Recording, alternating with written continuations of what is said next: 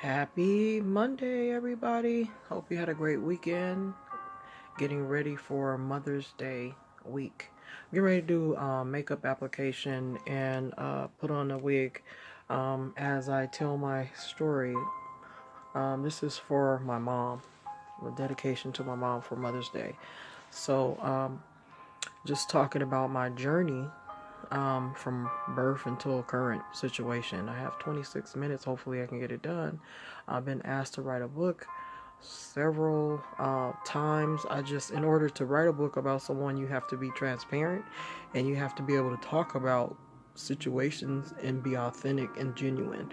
So I'm gonna talk about me. And I was born in 1968. I'm currently 51. And my mom grew up with two loving parents, which are my grandparents who raised me. I was born in Lakeview Terrace, California, and there were 5 Kimberlys named on the day of my birth, which is very interesting to me. My mom said it was due to the fact there was a diaper called Kimberly Clark, and everybody liked that name, and so there were 5 people. Yet, on my bucket list, I haven't met any of the Kimberlys that have crossed my path. So on my journey, I'm very sad because I had a dream either to meet Oprah or John Singleton to tell my story one day. I didn't want to write a book. However, my friend Nino Brown has truly inspired me by doing an audio book, and I listened to volume 1, 2, and 3, and they all have been inspirational to me over the last 3 years. And I've jogged to them, worked out to them, danced to them, made videos and different things to inspire myself. Not really people, because I find with social media, I don't get a lot of followers or things like of that nature. So this is just, I'm putting this out for me. And because I was born in 1968 to two parents that were in a situation that at that time was taboo. He was married, and my mom was 18, and he was 39. So imagine back in that time. And so I never really cried about my not knowing my dad, because I knew the full situation, and I'm a compassionate person. I don't really like drama. However, a lot of times it'll come my way, but I actually, if I ever have a situation with you, you won't hear or see from me again. I really don't like drama. So I'm going to start applying my makeup and talking about as far back as I can remember. So as far back as I can remember is my mom's mom, who raised me, and upon remembering, she told me I was very talented as a baby. She says I did not want like wet diapers, so she changed. I would literally go and bring another diaper to her as early as I don't remember what age I was walking. But even she said I used to roll my belly as a baby. They didn't know what to do with that, so I would just roll my belly. You say roll your belly, and I would literally, like they said, like a belly dancer, would be rolling my belly, and which leads to the next thing that I did when I was a little girl. I was in a class, and I talk about it a lot because it was the best time of my life. And it was when I met Mrs. Bernardi. She was a senator's daughter, and she took the community I was from, Pacoima. I went to Pacoima Elementary, and I was in her class from first to third grade, removed from third grade because my teacher, Mrs. Hunter, my first black teacher, she convinced my mom that I wasn't learning anything and wasn't going to learn anything, and how they were trying to dismantle her class. And I guess that's what ended up why that I didn't see any more performances after that. So my teacher, I had favor with her, and we studied. One of the things I do remember was we laid on the floor and we did the outline of our bodies. And so I looked so big and lean on that picture. I remember that. I don't know what happened. I used to like to keep all of my stuff. So that was my favorite thing that I can remember upon studying. And then when it rained, we used to play a lot of rain games. What's up? 7-Up, thumbs up, 7-Up, just all kind of fun activities when it rained. And I think Mrs. Lois was the other teacher that they worked with, but I wasn't in her class. I was kept 2 years, and I was very I did. It was a performance. I don't know what time of year we would do it, but your parents would come. It would shut down the auditorium for these performances. We put it on for the class and then for the parents. So I did several performances. This Little Piggy with 3 friends, my friends Stacy and Ruthie. And then we did the Indian dance where they would take bamboo sticks. 2 kids would be on one end, they would be on their knees, and they'd be clacking them together. We didn't have no shoes, and you had to jump in and out, and you would not get your ankle broke. And then Singing in the Rain, I did that with an umbrella with my friend Ruthie, and she was Spanish. And then it was it was several performances I did. Upon that, I did ballet. My mom used to play with her sisters volleyball, so that's where the ballet. I took ballet, jazz, and tap, and I played the accordion in my private times with my grandfather. He would have an instructor come to the house. I hated that thing, big old thing. You hold it on and you squeeze it in and out, because he wanted me to play the piano. You hear classical in the back. I'm thinking of my grandmother. She introduced me to opera, and when I went there, because Maritime Ballet was affiliated with I guess the Senator Bernardi, which was my teacher's father. It was an active role with learning about just senators, mayors, and all those things, and they actually came to one of the performances.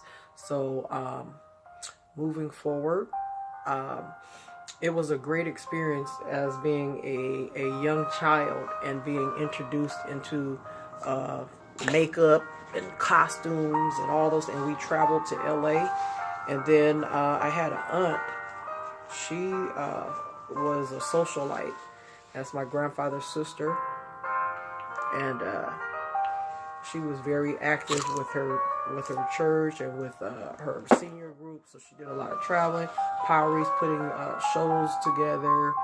So I was around that all the time. And when I think back on my childhood, I loved every minute of it. My uncles were in the military, and when they came back from tour, it would be a big party every time. The kids were always put outside of the room. We couldn't hear the stuff. Like at that time, Richard Pryor was very popular, and so they would be playing his latest stuff. My aunt Mina, she lived in Los Angeles, my grandmother's best friend, and she would come at least once a month and spend the night. She never wanted to drive. She couldn't drive, neither could my grandmother drive. And she would catch the bus from LA, and we'd pick her up. It would be the most exciting time because it was Cuss City. I mean, it was on. And we had to go in the other room. We couldn't be a part of any of the conversation, but we had our ears to the door to hear that comedy. That's where I get my comedic side, because I love comedy. But it was a very good childhood, like I said, growing up. It's kind of hard because I'm bouncing all over the place, because it's like my mind is going 100 places trying to figure out where to start. But the bad side of growing up with a military family, you get a lot of cursing. My uncles, they were damaged going into the military. I remember my uncle Gerald, he saw his friend get eaten by a shark. He was in the Navy, so I guess he fell overboard. That was the first thing. He came back, one of his tours, I don't remember, they would bring back their friends from different states, and it was just a thing where I would get my sisters, my cousins, and we put together shows at the house. I guess I got that from the school that I was in. But when I met the majority of everybody in Pacoima, it was just like a little village, because either you lived in Pacoima, Lakeview Terrace, or Hanson Hills, and we all connected through big brothers, sisters, or whatever. And I hung out a lot with the boys at school on the playground. I would be in that performance show being dainty, and then turn around and be on the bars where you put the jacket on the bar and then you spin around. I love doing that. Playing tetherball, anything like that. But when my teacher pulled me out of that class, or I wasn't traveling, putting makeup and stuff like that on anymore, it was not a good look, because I then got with a teacher who talked about education and all those things, but that's not what I don't remember learning anything special in her class. She introduced me to art, and I made a picture that my aunt probably still has, where I blew with a straw and I made a tree. It was very pretty. That was one of the things I remember. I don't remember anything else. The next year, I go into another class. I don't remember the lady's name, and I was being abused by a bully named Gayla Robinson, who I don't know what I ever did to her and why she had it in for me. But every day at 2 o'clock, she made me get up. We had a dirty, huge fish tank, and she made me get up every day. We sat like at a kidney table, and the teacher sat in the middle of it, and there were other tables, and it just, for as far back, it seemed like the whole year. I don't remember anything, because I hated 2 o'clock coming. And this girl would kick me and say, it's 2 o'clock, get up and go eat a fish. And so I would get up and go and put my hand in this disgusting fish tank. Seemed like it was bigger than life. And swirl my hand around. My thing was to never get the fish. It was just to play games and move my arm around it. But she would get infuriated and kick me even harder the next day, when I did not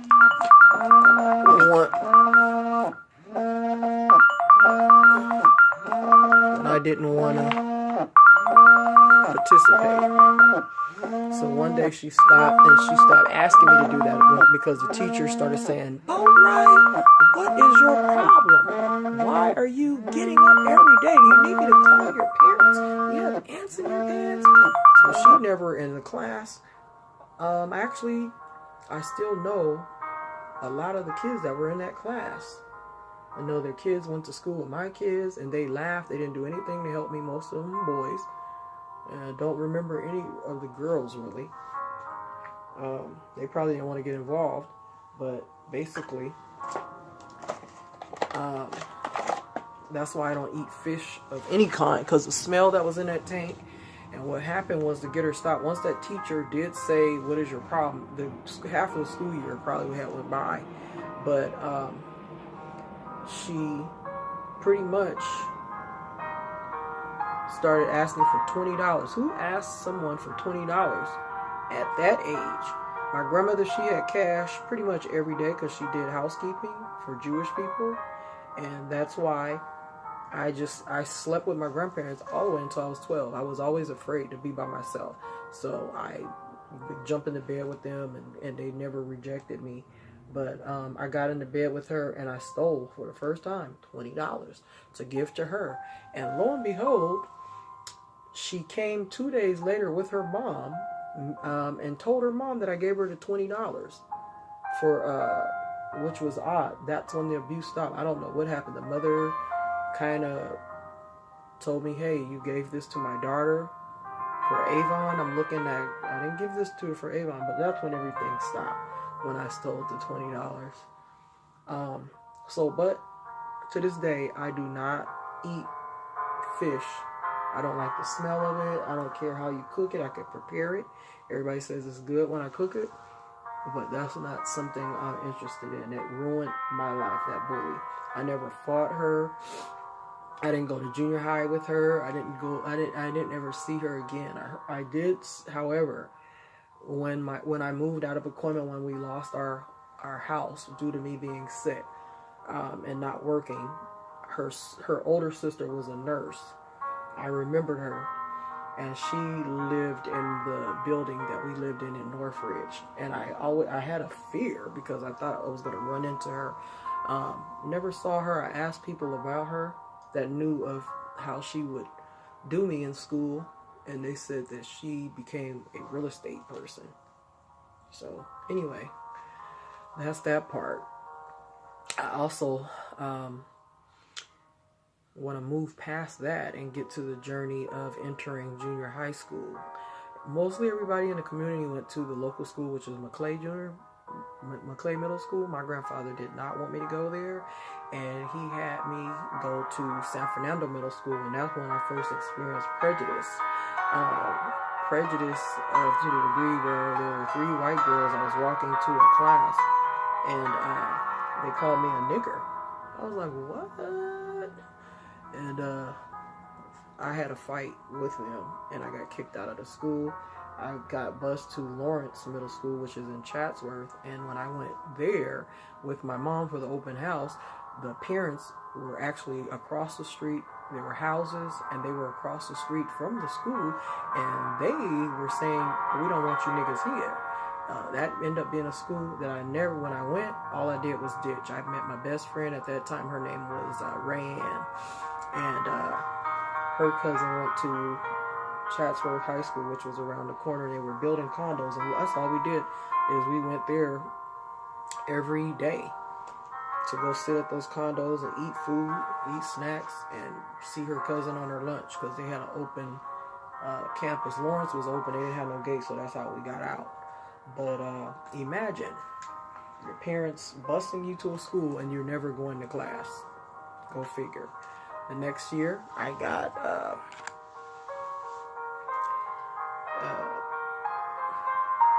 kicked out for ditching, pretty much. And I end up going to Sepulveda Middle School. And that's where I met, not at the school actually, but my baby's father. His mother actually worked there. And she used to tell everybody I was her daughter-in-law. She was a janitor. She was real nice to me. She also called me pretty. I met his family, so forth and so on. I hid my pregnancy until I was 5 months pregnant. Imagine that. I got into a fight at Sepulveda Middle School, and that's when a Hispanic girl hit me in my stomach, and that's what made me fight her. I got sent to the principal's office, and that's when we found out what was going on. I admitted I was pregnant. My mom and I caught the bus to the doctor, and she says, tell me before we get there what's going on. I told her I was pregnant, and it was a crazy time in my life, and my grandfather helped me through that. We have every aim for gift giving. Every aim? There was a lot of issues when I was pregnant because the guy I was dating was an athlete at the time, and he was dating someone that ended up being my sister-in-law. That sounds like a good aim. And we were actually, I would call her on her job. I'm not going to call her on her job, cuss her out, and ask her why she was working at Burger King, I guess, at that time, in Fairmont. And it was just, he was dating, all kind of people. And they let me know, and they were always trying to fight me. So my grandfather was the one that pretty much helped me get over that. He said, hey, there's plenty of fish in the sea. And he says, when you turn 16, you're going to work, and you're going to let that young man go on about his life. And that's what makes me the person I am, is because I don't like fighting with people, contrary to popular demand.